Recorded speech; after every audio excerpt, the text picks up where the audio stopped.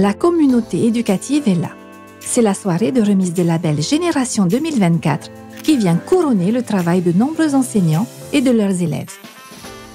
Obtenir ce label, c'est rejoindre une communauté d'acteurs éducatifs qui œuvrent pour créer des dynamiques positives autour des valeurs de l'olympisme dans les écoles, collèges, lycées, CJA et autres structures éducatives. Alors ce soir, nous avons eu le bonheur de recevoir le label Argent de Génération 2024. Alors bien évidemment, on ne va pas s'arrêter en chemin, on va tenter d'aller au label Or. L'année prochaine, encore avec nos volontaires jeunes cadets. Bon, on est très heureux, l'école GS Papéroué vient d'obtenir le label Argent. Tous les élèves ont participé à au moins un projet pendant l'année scolaire.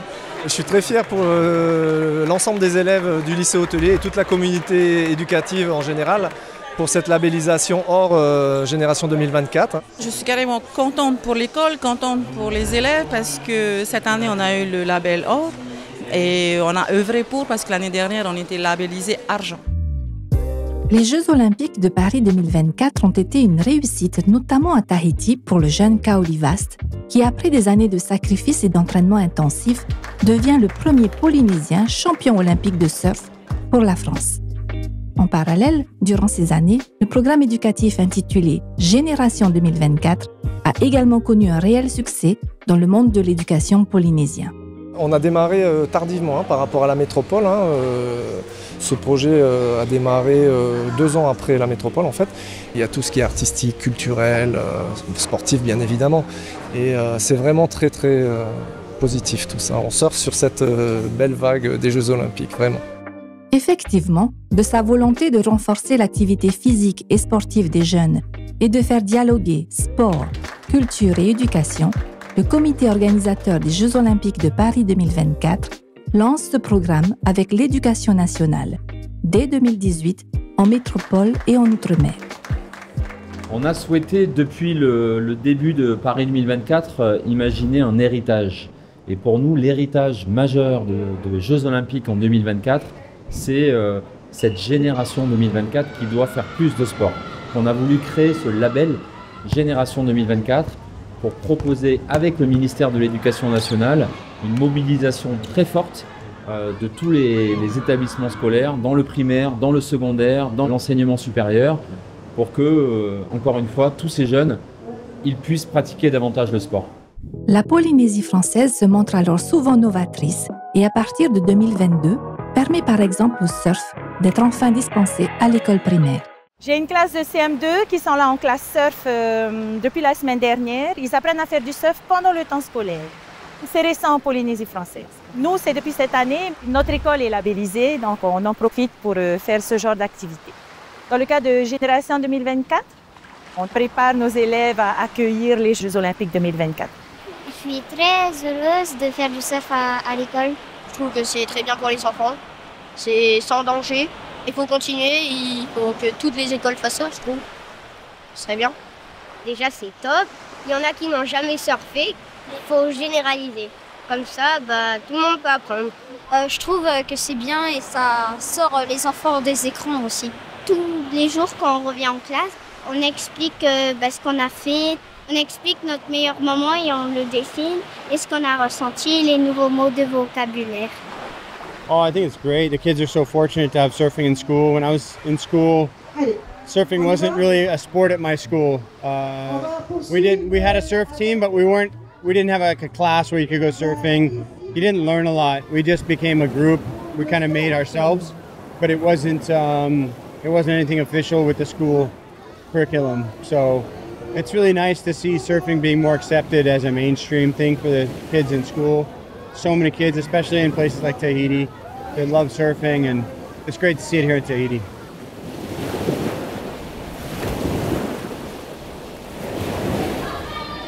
La Polynésie s'offre également une première mondiale, enseigner le MMA à l'école.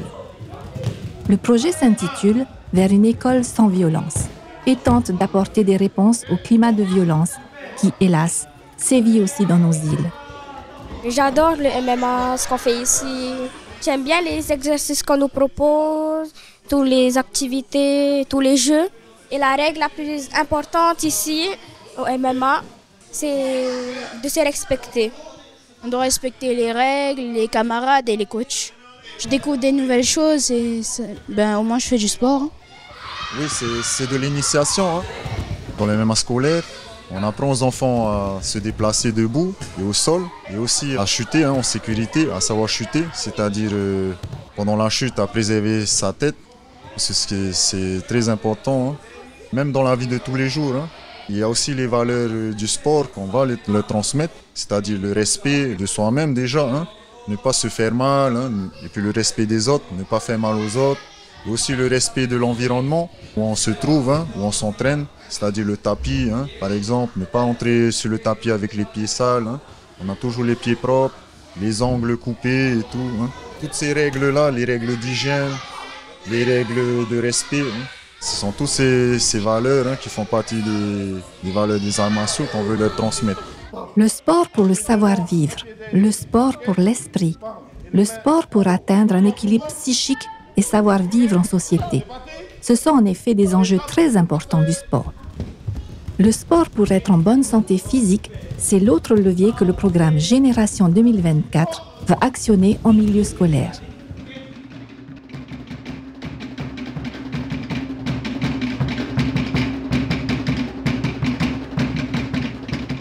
Des personnalités du sport polynésien s'impliquent alors. À l'école et au collège, Michel Bourrez, au parcours inspirant, devient l'ambassadeur d'un nouveau programme. Un des programmes de Paris 2024, c'est ce qu'on appelle, nous, dans notre jargon, les 30 minutes APQ. APQ pour 30 minutes d'activité physique quotidienne. Oui, Michel vient dispenser, entre guillemets, une pratique et un exercice sportif, mais il vient aussi conseiller sur notamment la nutrition. Mon objectif est celui de lutter contre la sédentarité. C'est très bon pour la santé. Le fait de bien se nourrir, le fait de faire du sport quotidiennement, c'est un peu la raison pour laquelle je suis là aujourd'hui. C'est de leur montrer un peu cette voie en tant qu'athlète et surtout de leur montrer que c'est possible. En effet, la sédentarité de nos enfants est un réel problème de santé publique de nos jours. Aussi, des enseignants ont accepté de s'engager dans l'expérimentation des 30 minutes d'activité physique quotidienne. C'est le cas à l'école Ohiteitei de Taravao. Nous savons tous que l'exercice physique est considéré comme un levier de santé et plus que jamais, il est urgent de lutter contre la sédentarité, l'obésité et nous savons tous qu'aujourd'hui nous sommes à l'heure des écrans. Et donc, au sein de l'école, nous voulons augmenter le temps d'activité physique. Donc, c'est une manière ludique d'apprendre et de bouger en même temps. Nous avons fait la grammaire gym, après le calcul acrobatique et la dictée de mots en courant. Moi, j'ai préféré la dictée de mots en courant parce que c'est comme un jeu. Il y a 16 mots à aller chercher et à retenir. Il faut aller chercher les mots au dehors de la classe, en haut et en bas. Puis il faut venir écrire dans notre cahier de brouillon, puis écrire au propre dans le cahier du jour. On fait ça tous les lundis. Au CM2, donc, il y a la fixation orthographique en courant, le calcul mental acrobatique et la grammaire gym. La grammaire, on fait tous les jours à part le lundi. Et le calcul, tous les jours. La grammaire gym, j'aime bien parce que tu fais de la gym. Ensuite, au CP, du calcul automatisé en bougeant, de la numération de position également en courant.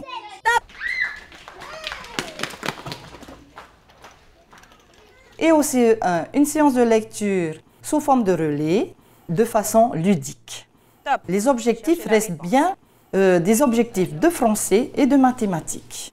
Les bénéfices qui ont été remarqués par les enseignants, il y a bien sûr l'amélioration du climat de la classe, puisque bouger permet de lutter contre la fatigue. Il y a également l'attention et la concentration qui sont favorisées. Ça m'amuse de faire des maths comme ça. Il faut faire la figure, donc après ça nous détend.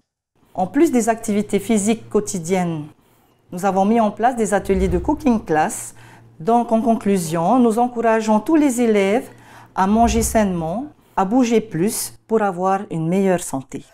L'expérimentation des 30 minutes d'activité physique quotidienne prend forme aussi dans les îles, comme ici aux Australes. Alors à Tupoué, nous sommes un groupe scolaire et ce dispositif démarre dès la maternelle jusqu'au CM2. Nous le faisons généralement tous les matins à l'accueil pour une durée de 10 minutes. Et tous les enfants qui arrivent au fur et à mesure prennent le train en marche. Et c'est toute l'école qui le fait. Et le reste du temps, parce que nous n'avons pas assez de temps le matin pour pouvoir vraiment faire les 30 minutes. Donc le reste du temps, on le fait dans nos classes. À l'école, ça fait 3 ans qu'on danse. J'aime bien cette activité. J'aime bien bouger. En fait, quand on danse, tout le monde va danser. Et c'est pour tout le monde, pas que pour nous. En maternelle, même les parents d'élèves y participent. Oui, au fait, les parents sont là aussi et tous les matins, ils accompagnent leurs enfants parce que bouger, c'est important pour le corps. De le faire à l'école tous les matins, c'est leur petite activité de la journée, on va dire. Pour faire sens, nous avons cette année mis en place le projet Tour du Monde en lien avec les Jeux Olympiques. Et donc, chaque période, nous avons pris des musiques par continent. Elle aime énormément, c'est justement parce qu'elle aime beaucoup qu'elle a insisté pour que je participe avec elle ce matin. Après, ils sont calmes, ils écoutent, ils font les activités parce qu'ils se sont un peu dépensés. Je suis convaincue que cette activité va perdurer dans le temps parce que c'est essentiel de faire une activité physique quotidienne. Défi réussi alors pour Paris 2024, qui avait initié ce dispositif de 30 minutes d'activité physique quotidienne dans la perspective de l'héritage des Jeux Olympiques. Toujours au chapitre santé, direction cette fois l'île de Moorea à l'école de Te Avaru, qui, elle, s'empare d'un projet de sensibilisation au cancer, au profit des enfants malades.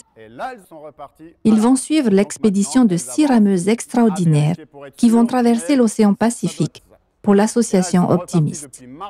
Plus de 8000 km en paddleboard à la force des bras, entre Lima au Pérou et Moorea en Polynésie française. On a eu des conditions très changeantes sur cette traversée. Après le départ, relativement calme. Et puis après, derrière, les conditions vraiment sont devenues beaucoup plus techniques. Les transferts de relais étaient très dangereux. C'était à nous de nous adapter. C'est comme dans la maladie, il faut arriver à s'adapter. Même dans la difficulté, à garder espoir. Et à aucun moment, on a eu envie d'abandonner. Pour les enfants malades, mais aussi pour tous les enfants des écoles partenaires qui nous suivent ou des collèges et lycées. Et c'était important de mener cette expédition jusqu'au bout. À Moorea, les élèves et toute la communauté éducative de Te Avaru se lancent en parallèle le défi sportif de parcourir également 8000 km sur des rameurs en salle. Du coup, on a 4 classes qui rament, tous les jours ou presque, plus l'équipe enseignante qui, le soir, après l'école, de 15h à 16h, 16h30, participe au bon vouloir de chacun pour justement compléter et comptabiliser des kilomètres pour essayer d'avoir ces 8000 km. On a donc mis en place une carte qui nous permet de suivre, on fait progresser la petite punaise des rameuses et la petite punaise de l'école. Et là, il en découle évidemment tout un tas d'objectifs pédagogiques. En français, évidemment, on suit les rameuses, donc elles font un carnet de bord, donc tous les jours faire de la lecture, faire de la production d'écrit parce qu'on est en contact aussi avec les rameuses. En mathématiques, il va en découler tout un certain nombre de calculs, évidemment, de kilomètres parcourus, kilomètres restants. Et on a dû aussi entrer dans les pourcentages, alors qu'on n'est que en CM1.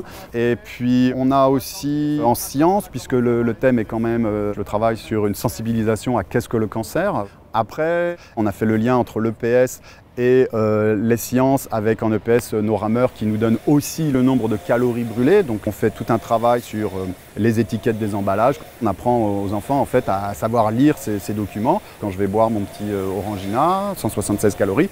Et donc du coup, je vais prendre conscience de combien de temps il faut que je rame en EPS, quel effort je dois fournir pour pouvoir brûler ces 172 calories. Donc une éducation à la santé qui va leur permettre, j'ose espérer, de prendre conscience de leur corps, de ce qui est bon pour eux et de ce qui est moins bon pour eux et d'arriver à justement faire la part des choses. En Polynésie française, le taux de participation au programme Génération 2024 ne cesse de croître d'année en année et atteint des records. Le label Génération 2024 a été créé, inventé en 2017. Donc en tant qu'ancien délégué ministériel aux Jeux Olympiques et Paralympiques, J'avais contribué à lancer ce label il y a quelques années. Nous sommes 7 ans plus tard. La Polynésie française était partie avec un peu de retard, mais elle a amplement rattrapé le retard, puisqu'elle a même dépassé la plupart des autres territoires français en labellisant plus de 130 structures du premier et du second degré, ce qui la place sur le podium des territoires les plus impliqués, les plus engagés autour de ce label qui vise encore une fois à rapprocher le monde de l'école d'une part et le monde du sport d'autre part, en poussant les institutions scolaires à inventer, créer des dispositifs où on fait davantage de sport dans de meilleures conditions et où on associe les pratiques sportives à d'autres dimensions, l'art, les langues, la géographie, les sciences naturelles, la culture. Le sport et la culture se rencontrent souvent en Polynésie via les sports traditionnels, notamment lors des festivités du Heiva.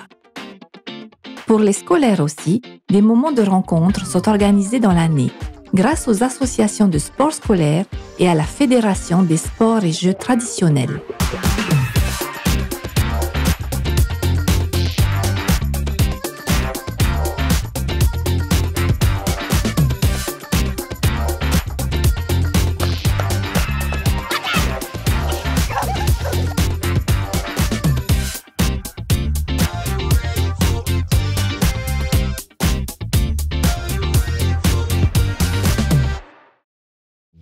De nouveaux projets culturels prennent également vie grâce au programme de Génération 2024 et mettent ainsi en valeur les arts et nos artistes. À Papeete, à l'école de Teimoana, une œuvre picturale gigantesque réalisée en 2023 en l'honneur des épreuves olympiques de surf à Te Aupo trône désormais dans la cour de l'école. Alors l'année dernière, nous avons refait le mur de l'école et on trouvait que c'était trop gris, donc forcément on voulait le repeindre.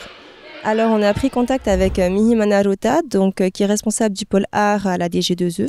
Alors on a demandé à Mihimana si elle connaissait des artistes et c'est elle qui nous a trouvé Pierre Motari et Ninirei Temayana. Quand maîtresse nous a présenté le projet, nous, la classe, on était tous d'accord pour peindre ce grand mur gris. Ce grand mur gris avait besoin qu'on lui ajoute des couleurs. Comme l'école l'année dernière a obtenu le label Génération 2024 Or, nous avons décidé de choisir le thème Te Aupo. Et au final, on a eu les 4 symboles sur Te Aupo 2024. La tiare Tahiti, les tatouages, la pirogue double et la vague de Tiopo. Est-ce que vous savez quel thème on a retenu, les 4 thèmes qu'on a retenus? La fleur de tiare Tahiti. Alors ce projet a été présenté très rapidement aux élèves dès le début de l'année. Et ensuite, on a planifié les différentes rencontres, les différents ateliers préparatoires. Au sein de ces ateliers, on a travaillé en fonction des niveaux de classe. Au sein de l'école, on a 9 classes qui ont participé à ce projet. Donc les CP, eux, on savait qu'ils allaient travailler sur les pochoirs. Donc l'idée a été vraiment de les entraîner à la technique du pochoir. Les CE1 ont travaillé beaucoup plus la technique du dessin à proprement dit. Et les CM1 ont travaillé, eux, sur tout ce qui va être les aplats de couleurs, tout ce qui va être vraiment les grands aplats dans la fresque. J'ai fait le fond du verre des tiares, une croix marquisienne là-bas. Et avec les petits de CE1, on a fait des poissons. Le mois de novembre, avec Nire, on est intervenu dans des classes pour pouvoir déjà montrer le croquis de départ de la fresque. En fait, le processus de la réalisation d'une fresque murale, ça passe par le dessin, par le croquis. Du coup, il y a d'abord cette étape de croquis, ensuite la mise en couleur et la réalisation sur le mur. Est-ce que vous êtes prêt à réaliser ça sur votre propre mur? Dans un premier temps, les artistes sont venus 2 jours seuls sur la fresque, ils ont fait l'esquisse. C'est-à-dire qu'ils ont fait le tracé des différents éléments qui allaient composer cette fresque.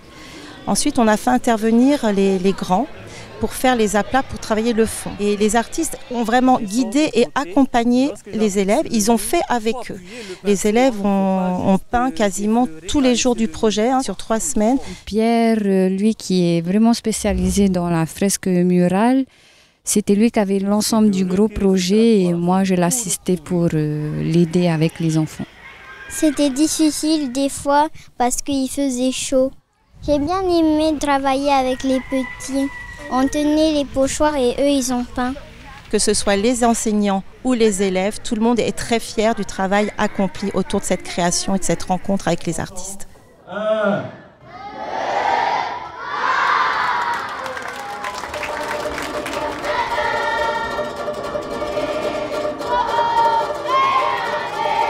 Je suis très fière de ce qu'on a fait, tous ensemble. Je remercie Pierre, Ninirei et Mihimana avec la ville de Papeete. Ça me plaît, c'est très joli. Ce projet m'a plu parce que on nous a beaucoup aidés et grâce à 400 petites mains, nous sommes fiers de vous présenter la fresque de Taïmoana. Dans le domaine de l'art, c'est vraiment d'inculquer, de partager ce que j'aime faire. C'est la première fois que je fais ça et je pense que ce ne sera pas la dernière fresque que je vais faire avec des élèves.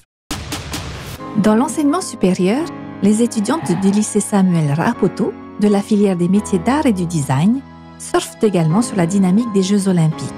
Elles se sont investies dans un projet en collaboration avec un autre artiste, bien connu en Polynésie française, dans le monde des graphes. C'est un projet qu'on a la chance de faire en collaboration avec HTJ. C'est vrai qu'on a pu analyser un peu son travail, voir ce qu'il faisait.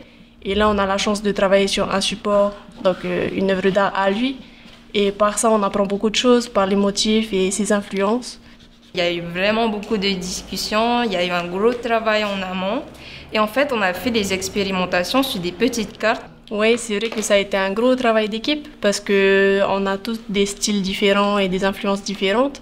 Mais donc, dans un premier temps, on a fait des phases d'échantillonnage où chacune a pu faire un peu des essais de motifs, tout ça.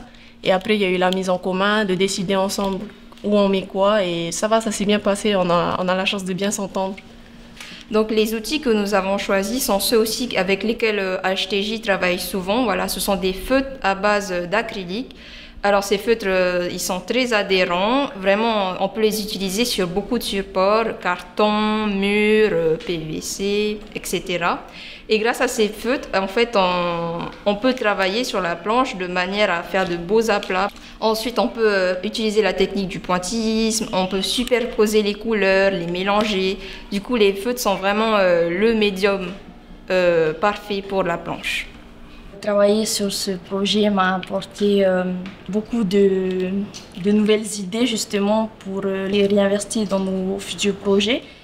D'autant plus avec tous ces motifs-là parce qu'il y a des choses que je découvre, des techniques aussi également. Je trouve que c'est une nouvelle vision justement d'habiller une surface. On est très fiers de ce projet qu'on a pu faire ensemble.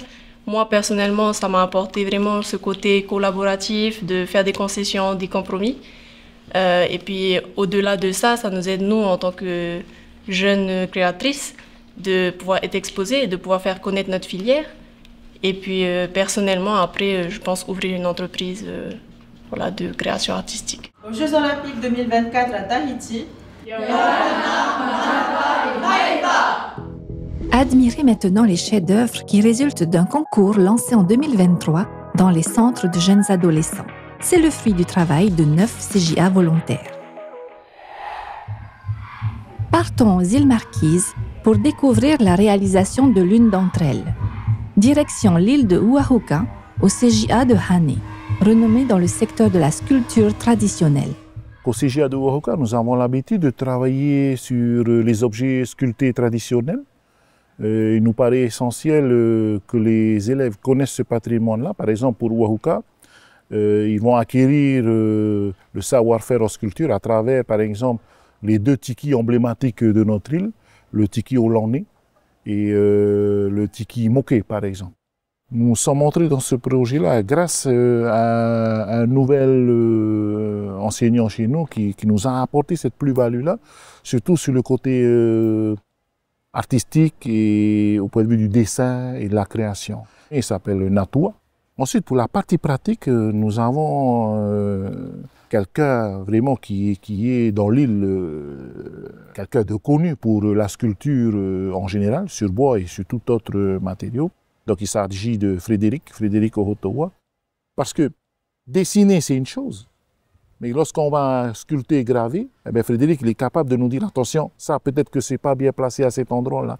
Donc il y a eu vraiment une cohésion entre cet aspect théorique-là, artistique-là, dessin, et la partie pratique. Le plus important pour nous, c'est de respecter la base des motifs marquisiens au service de cette création-là.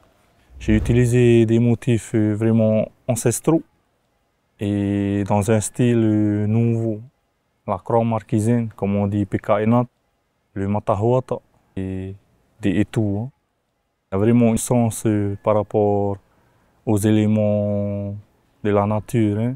L'alliance entre la terre et la mer et les dieux. Hein. Pour ce projet-là, nous avons un groupe d'élèves hétérogènes. Hein. Donc nous avons un groupe de plusieurs niveaux. Nous avons des élèves qui ont déjà passé un an chez nous, qui sont en deuxième année. Nous avons aussi des troisième année et quatrième année. Donc les grands aident un peu les petits, accompagnent un peu les petits, bien sûr, dans ce projet-là. J'ai dessiné un côté et ensuite les élèves dessinent de l'autre côté. Ils ont utilisé les mesures, les mathématiques pour pouvoir calculer les moitiés de la planche, ensuite calculer la moitié de la moitié et utiliser des outils de mesure pour pouvoir tracer exactement la forme et le contour de la planche. Alors pour la couleur, on a choisi la couleur du drapeau marquisien, qui est le rouge, le jaune et du blanc et un peu de noir. Alors, les outils habituels, c'est les gouges d'abord. Et pour ce projet-là, on est obligé de travailler sur d'autres machines. La scie sauteuse, la défonceuse et la pinceuse. Avec la machine, ça passe plus vite. La planche, on fait avec les élèves en à peu près 2 semaines. 2 semaines avec les élèves. Donc pour les jeunes, la complémentarité de ces deux formateurs, ça leur apporte un tout qui fait que plus tard, grâce à notre formation sur les objets traditionnels, sur l'aspect un peu création, plus tard ils pourront utiliser ça pour créer, pour sculpter et pour faire vivre leur famille. Le 3e prix est décerné au CJA 2. Au CJA de Hani.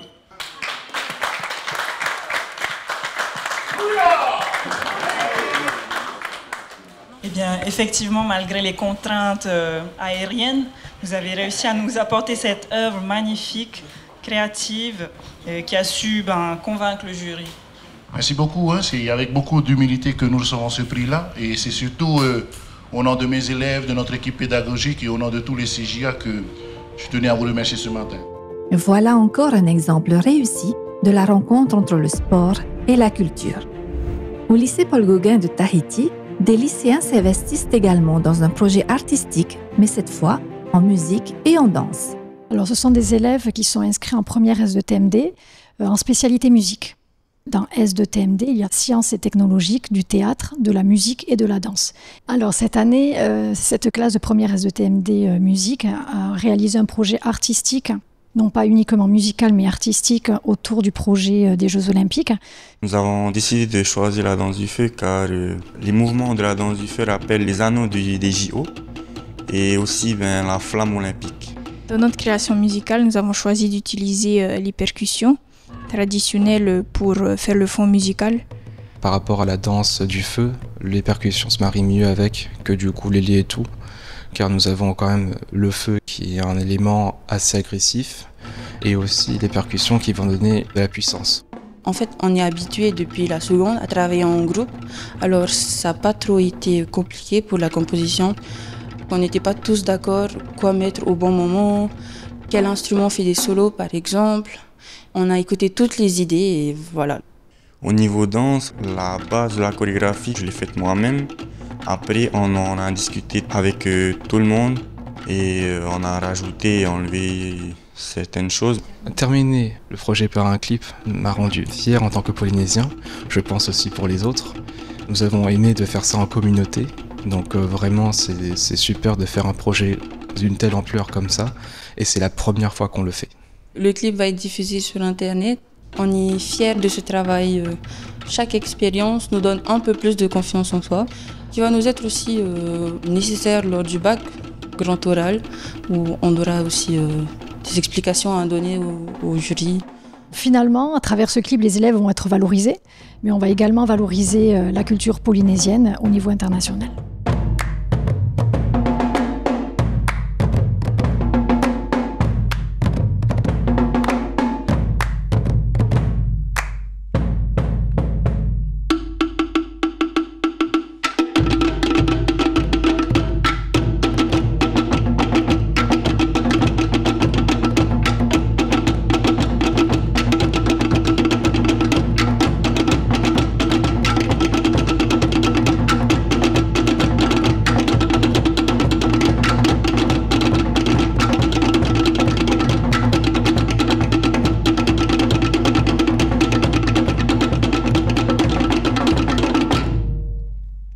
Valoriser la culture polynésienne, c'est aussi ce qu'ont fait les petits élèves de l'école primaire de Te Avaro à Moorea. Retour dans cette petite école très impliquée par les Jeux olympiques, au point de s'inscrire à un concours qui était ouvert à tous, de la maternelle jusqu'à l'université, afin d'enrichir le parcours d'éducation artistique des élèves. Leur projet pédagogique consistait à produire un clip en reprenant la danse des Jeux, qui était une chorégraphie labellisée Olympiade culturelle. Si la chorégraphie et la musique étaient imposées pour toute la première partie de l'œuvre, il leur était demandé dans la deuxième partie de faire preuve de création chorégraphique. Les percussions traditionnelles et les pas de danse polynésiennes prennent alors le relais dans les sublimes décors de l'île Sœur.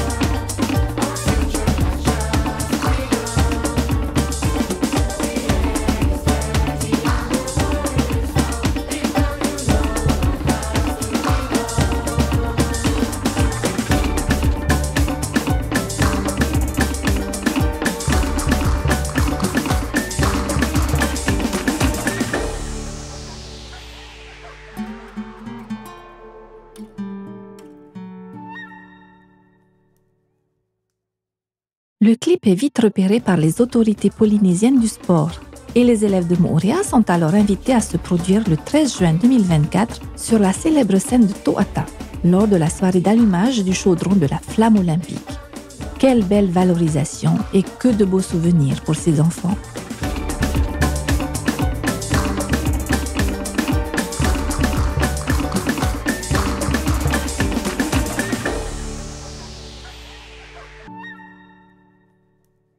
Pour piloter, organiser, coordonner toutes les campagnes de labellisation et suivre tous les événements du programme Génération 2024 au sein des établissements scolaires volontaires de Polynésie française, on trouve à la barre et sous l'égide du ministère de l'Éducation polynésien, le Bureau des activités physiques et sportives à la DG2E et la CSSU, la Confédération des sports scolaires et universitaires, laquelle réunit toutes les fédérations du sport scolaire, l'UCEP, la CEP, l'UCSCJA pour le premier degré, l'USSP pour le second degré et l'USUP pour l'enseignement supérieur.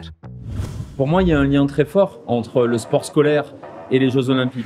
Et le meilleur endroit pour apprendre à faire du sport, pour toucher toutes les tranches d'âge, toutes les classes sociales et vraiment faire en sorte que tous les jeunes puissent faire du sport, c'est à l'école. Donc le sport scolaire, c'est aussi un endroit qui est adapté, qui est souvent encadré avec des enseignants qui ont une vraie expertise. Donc il y a vraiment un lien très important pour nous et on est ravis que ce label Génération 2024, il permette à toutes ces écoles de se mobiliser, de mettre plus de sport, de pratiquer plus de sport, mais de travailler aussi sur le respect de l'environnement, sur l'inclusion, sur la mixité. Donc toutes ces valeurs autour des Jeux olympiques, elles permettent aussi à ces enfants de continuer à apprendre. En effet, le programme d'éducation Génération 2024 a aussi pour ambition de transmettre des valeurs aux enfants pour les aider à bien grandir et à vivre ensemble. En accueillant un champion olympique de sport partagé, c'est la valeur de l'inclusion que l'école de Hitim Han a choisi de travailler avec les élèves. Nous avons eu l'honneur d'accueillir M. Corentin Hermenot, qui est un sportif de haut niveau, c'est un cycliste de l'équipe de France. Alors il a 26 ans, c'est un sportif avec un palmarès époustouflant. Il est 15 fois champion de France, 4 fois champion d'Europe et 3 fois médaillé aux Jeux Olympiques de Tokyo. Il était accompagné de Opeta Vernodon, qui est un champion cycliste polynésien. Alors, les enfants l'ont surtout questionné sur son expérience de sport partagé aux Jeux paralympiques de Tokyo, car justement il a gagné la médaille d'or du contre-la-montre en tandem. Lui en tant que cycliste valide et Alexandre Lovera, son binôme, en tant que cycliste malvoyant. C'est Alexandre qui m'a choisi. En fait, il m'a appelé au mois de novembre 2020, à la fin du Covid, cette année un peu compliquée. Il m'a proposé de faire les Jeux paralympiques donc en tandem de Tokyo. Il m'a émis le souhait de pouvoir toucher son but ultime dans sa vie, d'être champion paralympique. Donc ça m'a un peu travaillé dans ma tête et voilà, j'ai accepté de suite et ça s'est très très bien passé. Mon rôle dans ce tandem, c'était tout d'abord de le guider. Alexandre est malvoyant, donc en fait c'est comme si j'étais ses yeux. Moi devant, lui derrière, c'est moi qui pilote, qui change les vitesses, etc. Entre guillemets, je suis ses yeux et c'est moi qui le guide, je suis totalement son guide en fait. Le vélo, c'est un tandem et il est fait totalement sur mesure. On pédale exactement en même temps, c'est le même pédalier. Plus c'est ensemble et plus ça va aller vite. On fait 2 semaines ensemble, donc là on fait du tandem ensemble. Et 2 semaines où on est en individuel, où lui il s'entraîne sur home trainer vu qu'il ne peut pas s'entraîner sur route tout seul vu qu'il est malvoyant. Et moi je m'entraîne dans la rue, dans la ville comme n'importe quel cycliste. Alors, ça a été une merveilleuse rencontre, les enfants ont été émus, ça a été un moment magique. Pour eux, rencontrer une personnalité, ça sera peut-être la seule fois dans leur vie. Et donc, je remercie nos champions qui sont venus nous voir, je remercie le Vélo Club de Tahiti, je remercie la CSSU et la DG2E. Et je remercie également les enfants de l'école et notre équipe.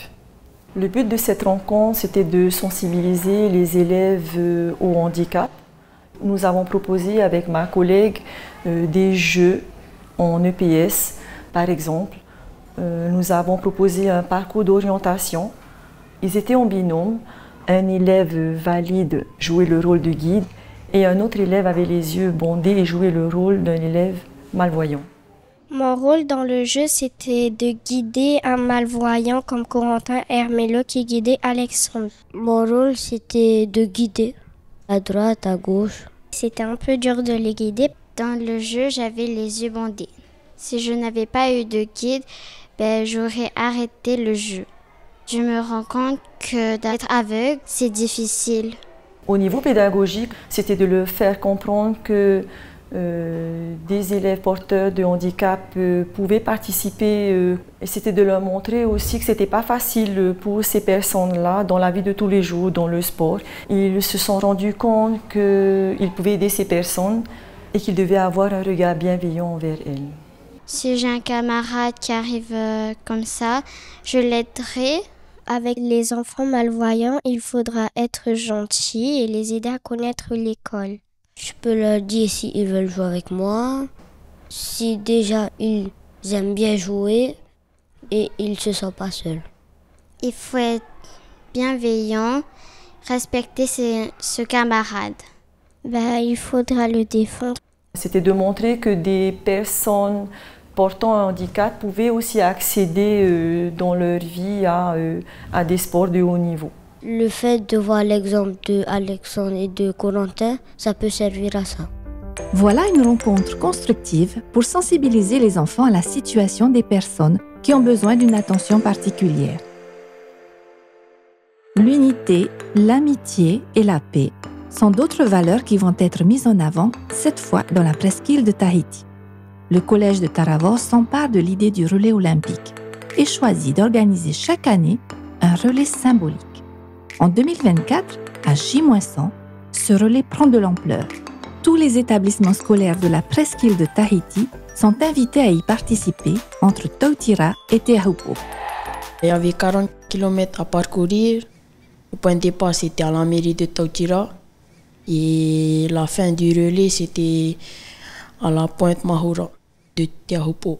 Ce relais nous permettait d'annoncer les Jeux Olympiques dans notre belle presqu'île, qui est terre des Jeux, et aussi de montrer au reste du monde qu'on existe, et aussi partager notre culture et montrer que nous sommes fiers d'accueillir les épreuves de surf. C'est un peu notre devoir de le faire. On est des enfants de la presqu'île, on est nés ici et on vit ici. Et comme c'est ici que l'épreuve sportive de surf va se passer, exactement à Te Ahupo'o, du coup nous nous sommes sentis concernés pour annoncer à la population l'arrivée des JO. Notre relais a mis en évidence notre culture avec les flambeaux et le sport national qui est le VA, qui représente la Polynésie et Tahiti. Ça nous a permis de partager différents sports comme la course à pied, le vélo, le VAA. 18 établissements qui ont participé au relais. On a accueilli plusieurs écoles comme les IME, les MEFR, le CJA, les lycées et toutes les écoles primaires de la presqu'île. Chaque école avait apporté un flambeau qui représentait leur école. Les flambeaux étaient magnifiques. Pour représenter la flamme, ils ont fait avec la végétation. Comme à Tautira, ils ont pris des fougères meire. Et notre collège, à nous, on avait utilisé des oiseaux de paradis orange. Alors la flamme olympique des Tetama TVT, c'est les oiseaux de paradis. Et on a fait des tresses pour représenter les 5 anneaux et les 5 archipels. Et au bout, c'est relié pour dire qu'on est un seul peuple. Notre relais a été un symbole d'unité, d'amitié et de paix, car cela nous a permis en fait de nous retrouver, nous, enfants de la presqu'île. C'était vraiment une totale réussite.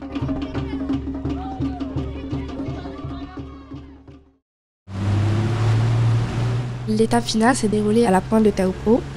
Chaque établissement avait leur porteur officiel, donc 2 élèves par établissement. Ils ont érigé un hounou avec la nacre de chaque établissement. On peut y apercevoir un élève surfant sur la vague et la symbolique c'est la vague de Tetama Teveitei. Et au dos de ce hounou, nous avons Veiatua Itematei, la surfeuse de la passe de Ave. Ce hounou va servir à nous rappeler l'amitié et l'unité entre tous les élèves de la presqu'île. Déjà une réaction de fierté, de satisfaction et aussi de reconnaissance vis-à-vis de tous les partenaires et surtout principalement vis-à-vis de l'équipe pédagogique du collège, de nos élèves et les autres équipes pédagogiques de tous les établissements qui ont participé à cette journée. Revenons sur la petite cérémonie qui avait été organisée pour ériger la splendide œuvre de l'artiste Ériki Marchand. Alors oui, donc cette cérémonie vient marquer quelque part le lien entre le surf et la presqu'île et le surf et la population de la presqu'île qui traditionnellement sont appelés les Tevaïtai. Donc aujourd'hui, le fait d'avoir réuni l'ensemble des écoles de la presqu'île, de la jeunesse en fait scolarisée de la presqu'île, c'est symboliquement la reconstitution de cette entité identitaire, culturelle et sociale qui est le groupe des Tevaïtai, autour de valeurs communes donc, qui sont symbolisées, représentées par l'acronyme ATIA. Donc le A pour la Rufa, le T pour le Tura, I Witoito et A Amuta'a pour la responsabilité. Voilà, donc à chaque fois que nous on proclame ATIA, c'est-à-dire levons-nous, on se lève, mais sur ces 4 valeurs. On ne se lève pas pour se battre, on ne se lève pas pour s'affronter, on se lève pour porter nos valeurs. Voilà. Et ce hounou s'appelle ATIA. Vous remarquerez que sur le hounou, il y a une espèce de sigle, comme un demi-cercle comme ça. En fait, on a un A debout, et là, le T. Et ce sigle-là, c'est ATIA. Le A, le T, le I qui sont représentés, mais pas trop visibles. Voilà, c'est un logo. Alors la face avant, il y a le pétroglyphe du surfeur. C'est un pétroglyphe que je n'ai pas encore vu ici, mais à Hawaï, il existe, ce pétroglyphe du surfeur. Et il y a la vague mythique, quand on la regarde bien, on voit bien que c'est une gauche. Et c'est celle-là, c'est Hawaï, c'est la fameuse vague de Hawaï. Et j'ai mis 3 groupes de 6 nacres qui représentent tous les établissements de Tahiti. Et de l'autre côté, il y a la fameuse déesse Lehiatua Itematai, qui est une Aito, qui vient de Raiatea. Et c'est pour ça que je lui ai mis une tiare apetahi à l'oreille pour faire savoir que ses origines ne sont pas d'ici, sont de Raiatea. Et c'est une femme. Une femme à son époque qui a battu tous les champions de son époque. Et elle a été élevée au rang de Aitohine, déesse du surf. Hein. Si à J-100, ce relais symbolique s'est terminé magnifiquement à Teahupo'o, le jour J, le relais de la vraie flamme olympique, s'est lui aussi terminé de manière grandiose et inoubliable à Toata. 5, 4, 3, 2, 1. Alors la Polynésie française a eu la chance d'accueillir les relais officiels de la flamme olympique. Pour ce faire, 100 relayeurs ont été retenus. Parmi ces éclaireurs, on a eu la chance d'avoir 12 places pour les scolaires. Grâce à la dynamique engagée par l'éducation sur le dispositif Génération 2024. Donc les établissements et les écoles ont dû choisir parmi leurs élèves le candidat qui représentait le mieux les valeurs olympiques et leur établissement. Je tiens à vous dire à quel point je suis reconnaissante d'être ici aujourd'hui en tant que relayeuse de la flamme olympique. J'ai été choisie car, depuis le CP, j'ai remporté la première place de mes crosses scolaires. Je suis honorée de pouvoir porter la flamme, c'est une chance. Depuis 2021, notre collège s'est investi dans le monde du sport et ses valeurs. Nous avons été labellisés or et depuis 2022, nous avons la chance de pratiquer le surf en EPS. Je me suis portée candidate pour porter la flamme olympique pour rendre fiers mes parents et ma famille et mon école. Notre école est labellisée Génération 2024 or car nous sommes les premiers à avoir fait du surf scolaire en Polynésie. Et nous avons peint une fresque olympique de 40 mètres de long sur 2 mètres de haut. Dans mon collège, cela fait 4 ans que je suis bien accueillie. Le personnel et les élèves m'aident et m'accompagnent. Je suis incluse dans les activités pédagogiques et sportives malgré mon handicap. Dans la vie, il faut courage et beaucoup d'espoir. Je suis un sportif, je fais du basket, beaucoup de sport aussi, de tout. Je suis fier du coup de pouvoir porter cette flamme qui porte un grand message. On a fait des votes, la majeure partie de la classe a voté pour moi et je suis fier du coup. J'adore ma classe et c'est dans la même journée que j'ai vu ma mère, elle avait des larmes aux yeux, j'étais fier et je l'aime.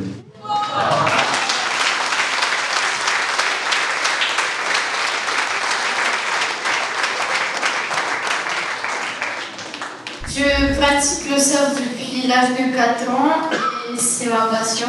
Je suis plus compétitive. L'année dernière, j'ai gagné la finale de la Common Search Europe et j'ai aussi participé au championnat du monde. Même si je suis limité en sport, je n'abandonne jamais et je me donne toujours le meilleur de moi pour me dépasser. Je tiens à remercier mes professeurs et le comité organisateur de m'avoir donné cette opportunité de participer à cet événement historique. Ce sera l'occasion de célébrer l'excellence sportive et de faire rayonner les valeurs olympiques que sont l'amitié, le respect et l'excellence. Ils se sont succédés tout autour de l'île de Tahiti, sur les 2 côtes, de Teahupo'o à Papeete.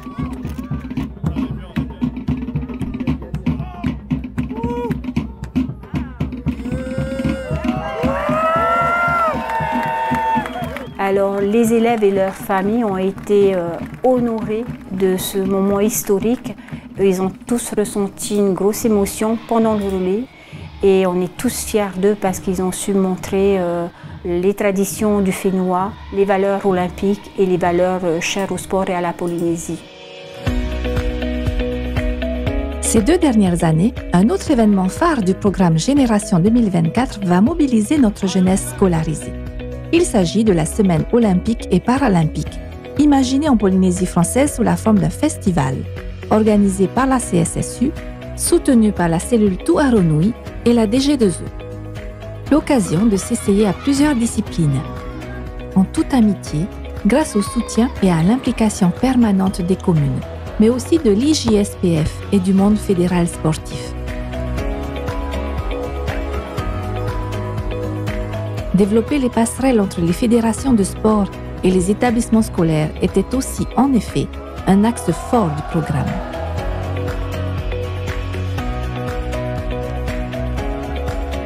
En mars 2024, 86 délégations des établissements labellisés de Tahiti et des îles ont été invitées au festival, soit près de 1700 élèves.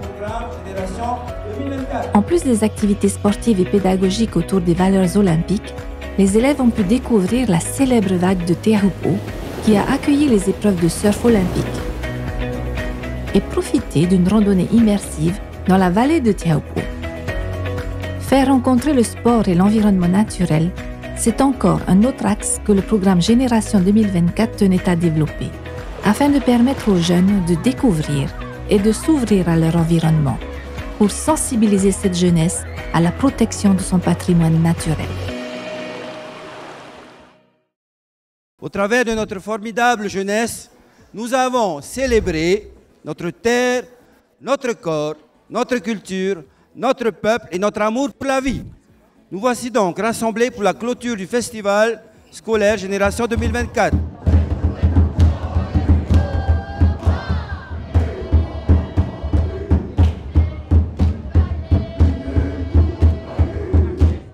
Un maururu nui aux organisateurs de cet événement exceptionnel pour votre dévouement et votre travail acharné. Je n'oublie pas les accompagnateurs, les professeurs et les parents. Maururu meitai. Continuons à travailler ensemble pour un monde plus juste, plus vert, plus fraternel, où le respect doit être la norme. Maururu. Allez, à tous ceux qui connaissent cette magnifique chanson, je vais vous demander de chanter au son de la musique et du chant « Où va le monde ?» Tous ensemble, s'il vous plaît. Chantons et célébrons cette magnifique semaine du Festival du sport scolaire. La clôture de ce festival marque aussi la fin du programme Génération 2024 en Polynésie française. Les derniers labels ont été décernés et déjà, les Jeux du Pacifique pointent à l'horizon 2027. Il est l'heure de la passation symbolique de pouvoir entre le sport scolaire et le sport fédéral en vue de l'organisation de ces Jeux. S'il vous plaît, Stéphanie Sanquer, remettant le drapeau de la CSSU. Le pays est désormais détenteur du drapeau officiel CSSU labellisation Génération 2024.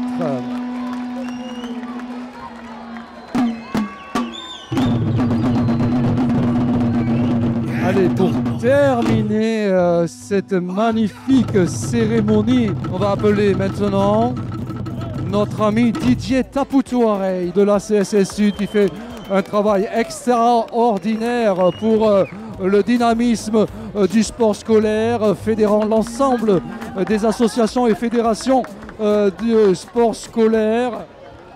Bravo mon cher Didier Taputouarei, accompagné par Teva Léon, son adjoint, et qui a remis le OU de la CSSU, donc au Comité olympique de Polynésie française. Très belle image. Applaudissements s'il vous plaît. Sur les 4500 athlètes de toute la zone Océanie attendus à Tahiti en 2027, il est à parier que certains élèves du programme de Génération 2024 seront au rendez-vous pour donner le meilleur d'eux-mêmes.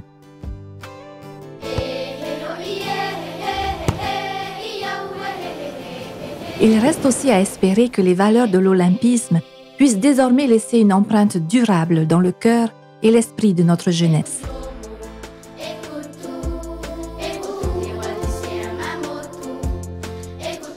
Un héritage dont les nouvelles générations pourront se nourrir en vue d'un monde meilleur, où le respect et l'amitié favorisent l'harmonie entre les peuples. À écouter les paroles de la chanson emblème du dispositif Génération 2024 en Polynésie française, nul doute que les élèves de l'école de Moénoa qui la chantent nous montrent que nos jeunes générations aspirent en effet à cet idéal d'un monde meilleur, d'un monde pacifique. Génération 2024, à tout!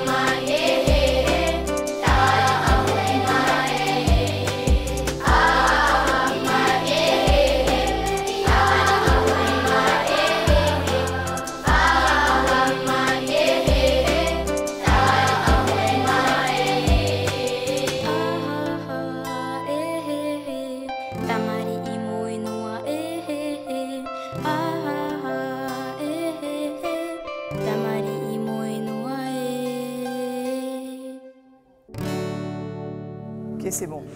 On garde celle-là.